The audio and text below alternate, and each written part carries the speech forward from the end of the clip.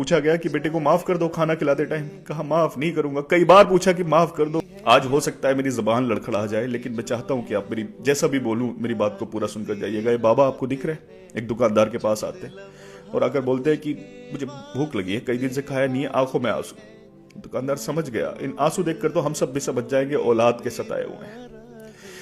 बाबा को कुछ दिया, उसने सारी कहानी बताई तो बाबा ने कहा कि मेरी औलाद ने, मेरे बेटे ने कुल्हाड़ी लेकर मेरे ऊपर चढ़ा है। ऐसा बाप रो रहा है। पूछा गया कि बेटे को माफ कर दो खाना खिलाते टाइम, कहा माफ नहीं करूंगा। कई बार पूछा कि माफ कर दो, रोते हुए कहा कि माफ नहीं करूंगा। सुन लो सारी औलाद है, मैं चाहता हूं कि आप इतना इस वीडियो को कहीं कैसे भी पहुंचाएं जो इनकी औलाद तक भी पहुंच जाए और दुनिया की उन सारी औलादों तक पहुंच जाए जो अपने माँ बापों पर ऐसे जुल्म कर रहे हैं। खुदा ने कहा उफ भी ना करना बाप को, ऊंची आवाज में बात भी ना करना, और तुम कुल्हाड़ी लेकर उनके ऊपर चढ़ रहे हो।